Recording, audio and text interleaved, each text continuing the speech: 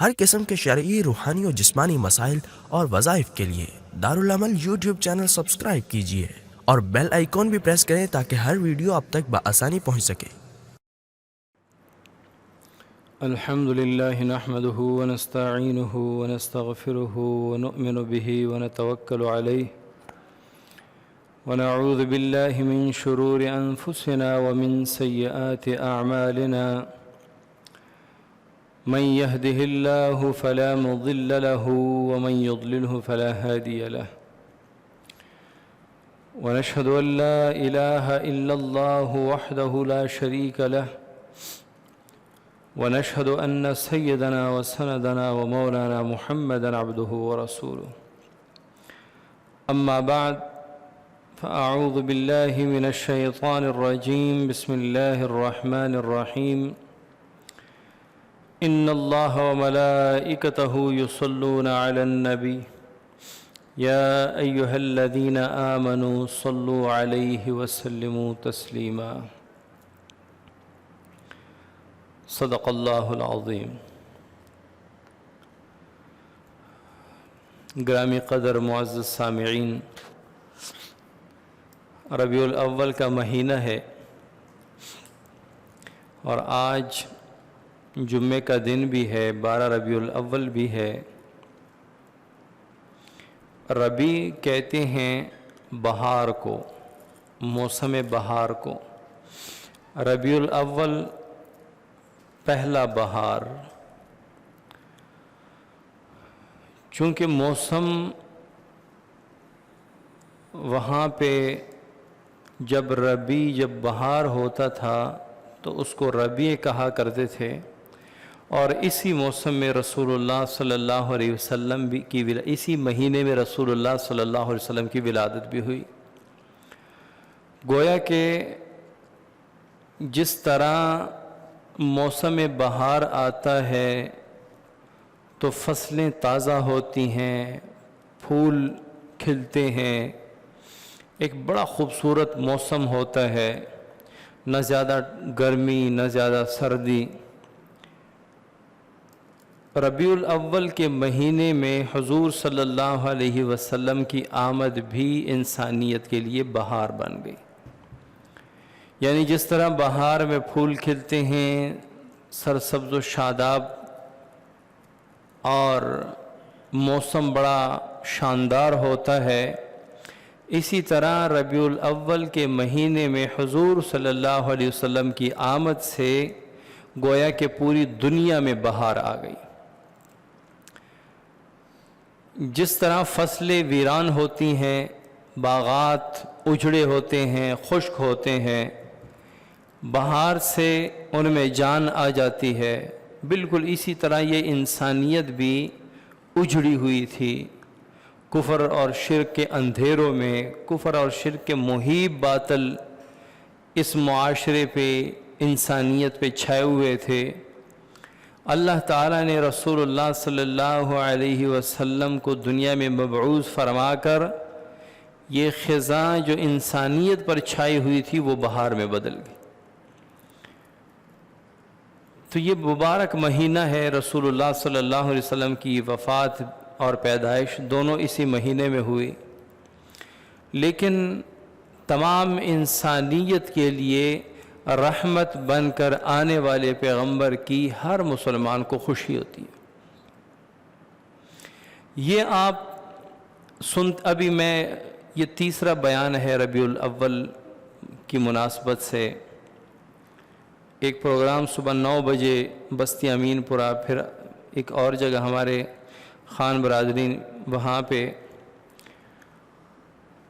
تو جہاں پہ جاتے ہیں وہاں پہ لوگ سیرت سننا چاہتے ہیں، رسول اللہ صلی اللہ علیہ وسلم کی پیدائش سننا چاہتے ہیں، حضور صلی اللہ علیہ وسلم کے طریقے سننا چاہتے ہیں، لیکن یہ دیکھنا ہے کہ حضور صلی اللہ علیہ وسلم کی آمد کی خوشی تو منا رہے ہیں، کیا ہم حضور صلی اللہ علیہ وسلم کی جو ہمارے اوپر حقوق ہیں وہ ہم نے ادا کیے یا نہیں؟ وہ حقوق ہمارے مکمل ہیں یا نہیں؟ بھائی ہم جس کا میلاد مناتے ہیں اس کو منایا ہے یا نہیں؟ جس کا میلاد منانا ہے پہلے اس کو منانا ہے.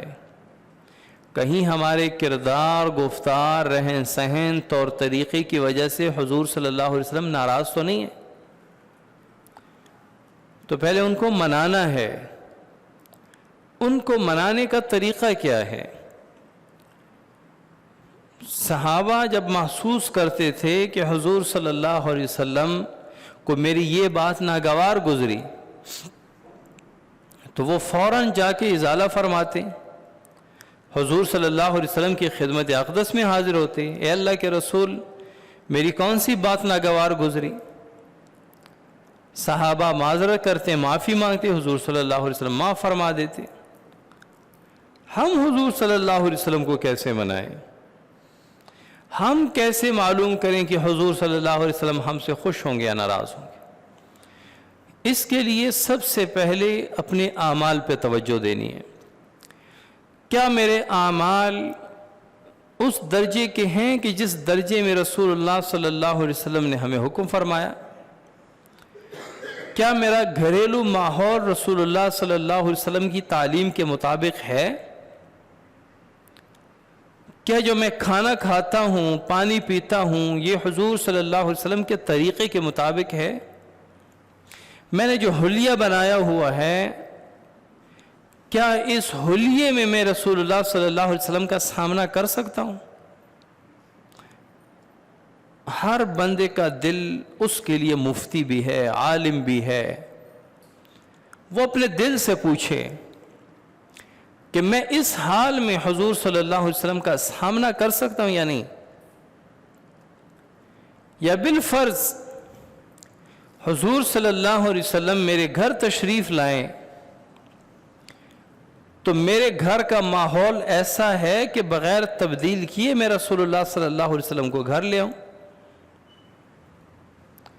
کیا ایسا تو نہیں کہ میں نے ٹی وی کے لیے بہت زبردست جگہ بنائی ہے اور قرآن کو ایک پھٹے پہ رکھ کے کئی دنوں سے وہیں پڑا ہوا ہے؟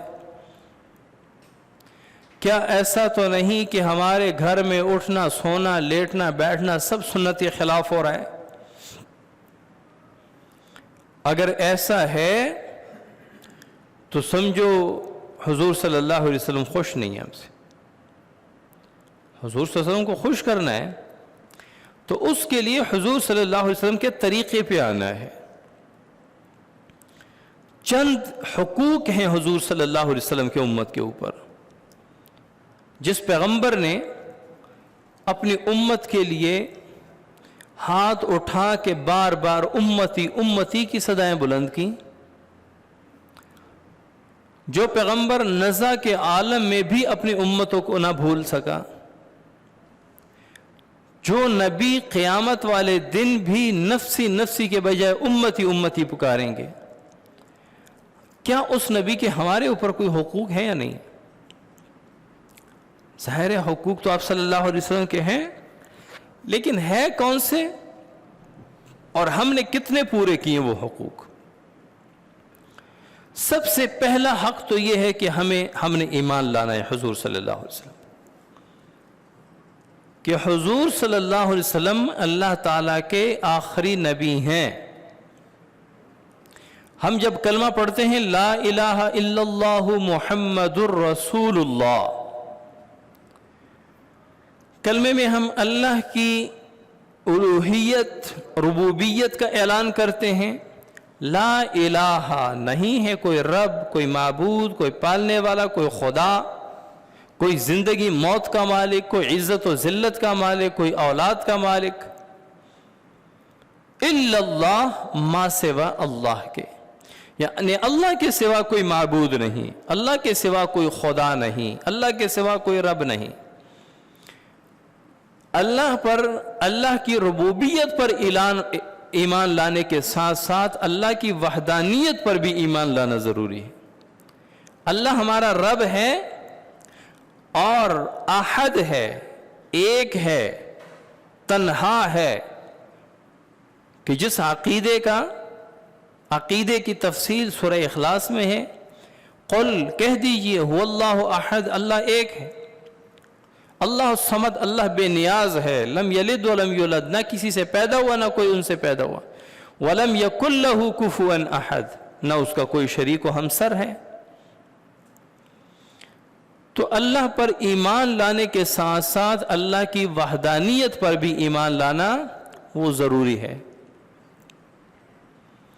بالکل اسی طرح جب ہم پڑھتے ہیں محمد الرسول اللہ، تو حضور صلی اللہ علیہ وسلم کی رسالت کے ساتھ ساتھ حضور صلی اللہ علیہ وسلم کے ختم نبوت پر بھی ایمان لانا ضروری ہے۔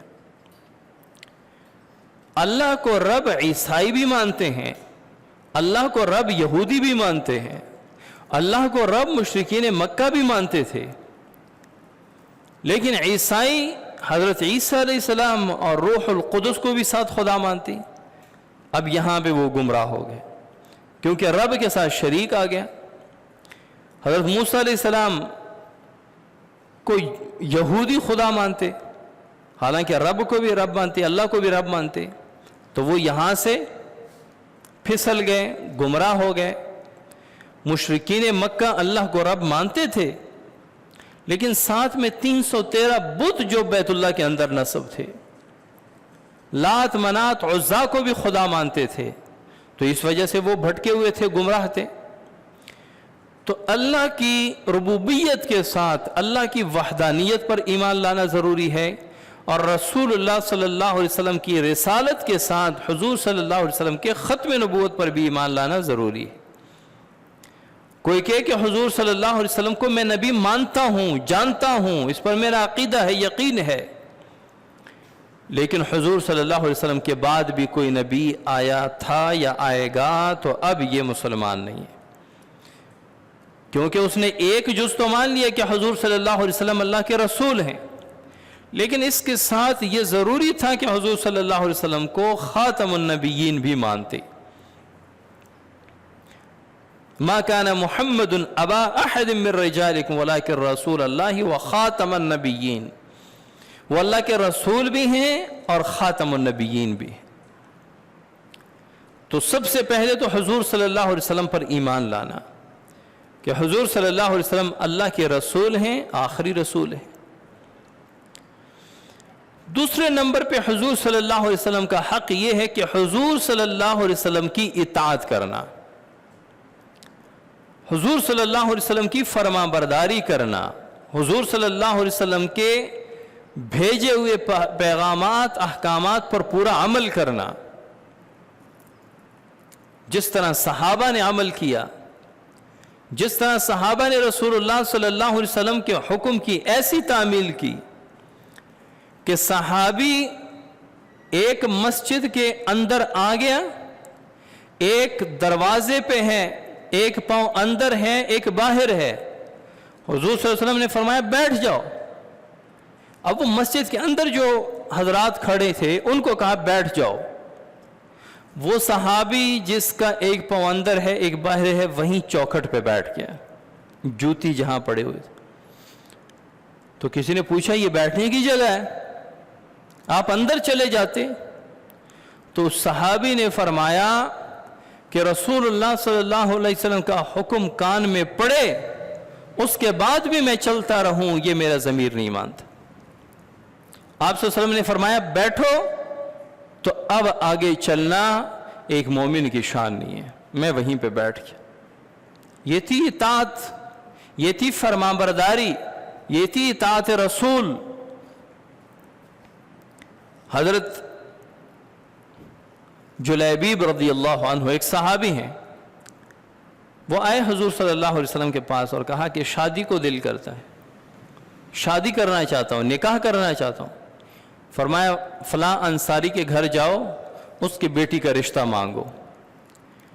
وہ صحابی ذرا کمزور تھے، یہ جو حضرت جلیبیب رضی اللہ عنہ، رنگ کے لحاظ سے بھی اور مال کے لحاظ سے بھی۔ تو جب وہ انصاری صحابی کے پاس گئے اور کہا کہ مجھے حضور صلی اللہ علیہ وسلم نے آپ کے پاس بھیجا ہے، آپ کی بیٹی کا رشتہ اپنے لیے لینا چاہتا ہوں۔ تو انہوں نے کہا کہ میں اپنی بیٹی کا رشتہ آپ سے کرواؤں؟ اندر بیٹی سن رہی ہے، جب بیٹی نے سنا کہ میرا رشتہ آیا ہے، فلاں صحابی لے کر آیا ہے، اب جوڑ تو نہیں ہے بظاہر، ایک کا گھرانہ بھی بڑا اور حسن و جمال بھی، اور ایک مالی لحاظ سے بھی کمزور، صورت اور شکل کے لحاظ سے بھی کمزور. تو بیٹی نے کہا کہ ابا جان کیا کہہ رہے ہیں؟ کہا کہ تیرا رشتہ مانگنے آیا ہے. تو آپ نے کیا کہا؟ میں نے رد کر دیا. کہا کہ اس کو نہ دیکھو جو آیا ہے، اس کو دیکھو جس نے بھیجا ہے. رسول اللہ صلی اللہ علیہ وسلم نے اگر بھیجا ہے تو اس میں کوئی چوں چرا نہیں، مجھے یہ رشتہ منظور ہے. یہ تھی صحابیات کی اتباع کہ حضور صلی اللہ علیہ وسلم کی بات آ گئی تو اب اس میں اپنی پسند ناپسند ختم، اپنی چوائسز ختم. اب میری اپنی مرضی نہیں ہے، اب رسول اللہ صلی اللہ علیہ وسلم کی مرضی ہے. تیرے ایک نگاہ کے بدلتے ہی میرے سب ارادے بدل گئے. حضور صلی اللہ علیہ وسلم کا حکم آ گیا تو میرے سارے ارادے بدل گئے. میں نے کہاں شادی کرنی تھی، کہاں نہیں کرنی تھی، مجھے کیسا خاندان چاہیے تھا، مجھے کیسا نسب چاہیے تھا، مجھے کیسا شوہر چاہیے تھا، اب میرے انتخاب ختم، میرے چوائسز ختم. جب رسول اللہ صلی اللہ علیہ وسلم نے بھیجا ہے تو اب نکاح یہیں پہ ہوگا.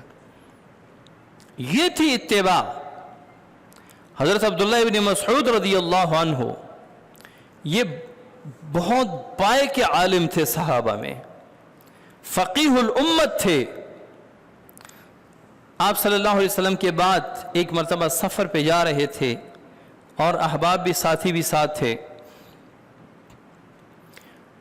تو چلتے چلتے ایک جگہ رک گئے اور بیٹھ گئے درخت کے پاس، پھر اٹھے، سواری پہ بیٹھے اور چلنے لگے. ساتھیوں نے کہا کہ اے عبداللہ ابن مسعود یہ کیا طریقہ تھا؟ نہ آپ تقاضے کے لیے، قضاء حاجت کے لیے اترے ہیں، نہ وضو نماز کے لیے اترے ہیں، آپ اترے، بیٹھے، واپس آ کے چلنے لگے. انہوں نے کہا کہ مجھے واقعی یہاں کوئی ضرورت نہیں تھی، لیکن میں رسول اللہ صلی اللہ علیہ وسلم کے ساتھ سفر پہ جا رہا تھا. حضور صلی اللہ علیہ وسلم نے یہاں مختصر قیام فرمایا تھا. میں چاہتا ہوں کہ سفر میں جو جو کام، جو جو عمل رسول اللہ صلی اللہ علیہ وسلم نے کیا تھا میں وہ کرتا جاؤں اور سفر طے کرتا جاؤں. یہ تھی اطاعت رسول، یہ تھی رسول. آج کل تو کہتے ہیں کہ سنت کڑک فرض ہے، سنت نماز چھوڑ دیتے ہیں، سنت عمل چھوڑ دیتے ہیں اس نام پہ. یہ تو سنت کڑک کو فرض واجب ہے. یعنی سنت کو اتنا معمولی سمجھنا. وہ کس ہستی کا طریقہ ہے، آیا کہاں سے ہے؟ اس نبی کی شان کو دیکھو، عمل کو نہ دیکھو کہ عمل کیسا ہے. اس نبی کی شان کو دیکھو جس نے حکم کیا ہے. تو صحابہ نے حضور صلی اللہ علیہ وسلم کی ایسی اطاعت کی. ہم نے اپنی زندگی میں دیکھنا ہے کہ ہم کہاں کہاں پہ مسنگ ہو رہی ہے ہم سے، کہاں کہاں پہ حضور صلی اللہ علیہ وسلم کے سنت طریقے ہم نے سائڈ پہ کیے ہوئے ہیں. کیا کھانا پینا ہمارا سنت طریقے کا ہے؟ کیا مسجد آنا اور مسجد سے نکلنا سنت طریقے پہ ہے؟ کیا میں گھر میں داخل ہوتا ہوں میرا بیوی بچوں کے ساتھ رویہ رسول اللہ صلی اللہ علیہ وسلم کی طرح ہے یا نہیں؟ یہ سارا کچھ دیکھ کر اس کے بعد اپنی زندگی کا حساب لگاؤ اور آہستہ آہستہ رسول اللہ صلی اللہ علیہ وسلم کے طریقے پر آتے جاؤ.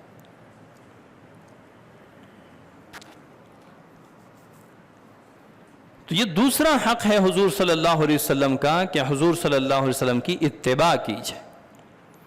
اور تیسرا حق کہ کثرت سے حضور صلی اللہ علیہ وسلم پر درود پڑھا جائے. درود وہ عبادت ہے عبادت، لیکن ایسی عبادت ہے کہ اس جیسی عبادت کا ذکر نہ قرآن میں ہے نہ حدیث میں، ایک لحاظ سے. ورنہ تو فرض نماز فرض اس سے کئی گنا زیادہ ہے، فرض روزہ درود شریف سے کئی گنا بڑھ کے ہے. لیکن اللہ تعالیٰ نے جہاں جہاں پر کوئی عمل حکم فرمایا وَأَقِيمُوا الصَّلَاةَ، نماز ادا کرو، بس وآتوا الزکات، زکات ادا کرو، حج کرو، عمرہ کرو، قربانی کرو، فلاں کام کرو، غیبت سے رک جاؤ، یہ کرو وہ کرو۔ اللہ نے درود شریف کا حکم فرمایا نا، تب اللہ تعالیٰ نے یہ نہیں فرمایا کہ درود پڑھو، سلام بھیجو، بلکہ خود کو بھی اللہ تعالیٰ نے اس عمل میں شامل فرمایا، اور کیا فرمایا؟ ان اللہ وملائکتہ یصلون علی النبی، بے شک اللہ اور فرشتے درود پڑھتے ہیں حضور صلی اللہ علیہ وسلم پر۔ اللہ تعالیٰ نے پہلے اپنا فرمایا، پھر فرشتوں کا، پھر فرمایا یا ایھا الذین آمنوا صلوا علیہ وسلموا تسلیما، تم بھی درود و سلام بھیجا کرو۔ اب یہ الگ بات ہے کہ اللہ تعالیٰ کا جو صلاۃ ہے وہ رحمت نازل کرنا ہے، رحمت بھیجنا ہے۔ اللہ تعالیٰ درود شریف یہ نہیں پڑھتے کہ اللہم صلی علی محمد وعلی آلہ۔ اللہ تعالیٰ کی طرف اگر صلاۃ کی نسبت ہو جائے تو اس سے مراد ہے رحمت نازل کرنا، کہ اللہ تعالیٰ رحمت نازل فرماتے ہیں حضور صلی اللہ علیہ وسلم پر۔ فرشتے تسبیح و تحلیل کرتے ہیں، صفات بیان کرتے ہیں، اور جب ہماری طرف حکم آیا تو ہم نے کیا کہا؟ جب درود شریف کا حکم آیا کہ اے مومنو تم بھی درود پڑھا کرو، تو ہم کیا کہتے ہیں؟ اللہم صلی علی محمد وعلی آل محمد۔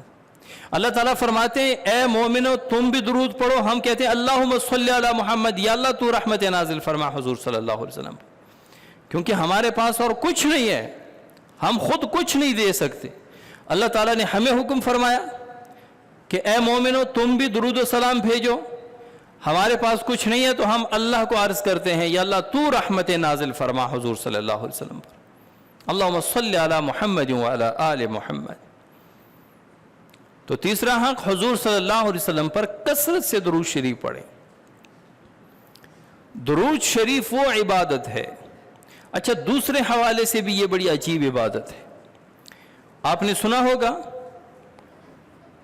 کہ ہر انسان کے دائیں اور بائیں کندھے پہ دو فرشتے ہوتے ہیں جن کو کرامن کاتبین کہتے ہیں۔ دائیں کندھے والا نیکیاں لکھتا ہے، بائیں کندھے والا گناہ لکھتا ہے۔ اب جب کوئی بندہ نیک کام کرے تو صرف دائیں کندھے والا فرشتہ حرکت میں آتا ہے، وہ لکھتا ہے، نیکیاں لکھتا ہے، اور اگر کوئی بندہ گناہ کرتا ہے تو پھر بائیں کندھے والا فرشتہ حرکت میں آتا ہے اور وہ گناہ لکھتا ہے، کیونکہ ایٹ اے ٹائم کوئی ایک عمل ثواب اور گناہ تو ہو نہیں سکتا، یا تو وہ جائز ہوگا یا ناجائز ہوگا، یا تو وہ عبادت ہوگا یا جرم ہوگا یا گناہ ہوگا۔ تو نیک عمل ہے، جائز عمل ہے تو دائیں طرف والا فرشتہ لکھتا ہے، گناہ ہے، جرم ہے تو بائیں طرف والا فرشتہ لکھتا ہے۔ واحد درود شریف ہے کہ جب کوئی بندہ پڑھتا ہے تو دونوں فرشتے حرکت میں آ جاتے ہیں۔ دونوں کیسے حرکت میں آ جاتے ہیں؟ یہ تو نیکیاں لکھتا ہے، یہ گناہ لکھتا ہے، اور درود شریف پڑھنا تو نیکی ہے، عبادت ہے۔ کتابوں نے لکھا ہے کہ جب بندہ درود شریف پڑھتا ہے تو دائیں کندھے والا درود پڑھنے والی کی نیکیاں لکھتا ہے اور بائیں کندھے والا درود پڑھنے والے کے گناہ مٹاتا ہے۔ کتنی عظیم عبادت ہے، اور اس میں بہترین درود شریف وہ درود ابراہیمی جو ہم نماز میں پڑھتے ہیں۔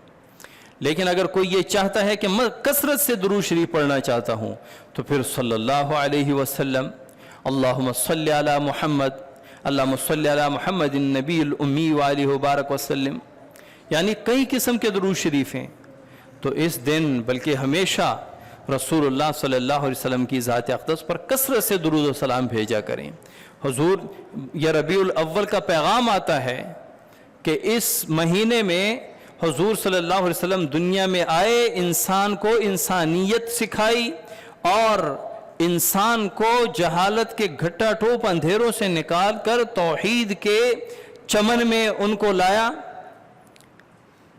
تو ہم نے کیا کرنا ہے؟ ہم نے وہ حضور صلی اللہ علیہ وسلم کی سنتوں کو زندہ کرنا، یعنی کہ ربیع الاول کا مہینہ ہے تو جلسے ہو رہے ہیں، تقریریں ہو رہی ہیں، علماء بڑے اچھے انداز میں گفتگو فرماتے ہیں، اگلے دن کچھ بھی نہیں ہے۔ بھئی ربیع الاول آ گیا، خاص کر 12 ربیع الاول پیغام لے کے آیا کہ آج تک جتنے حضور صلی اللہ علیہ وسلم کے سنت طریقے رہ چکے تھے آئندہ ان پر عمل کریں۔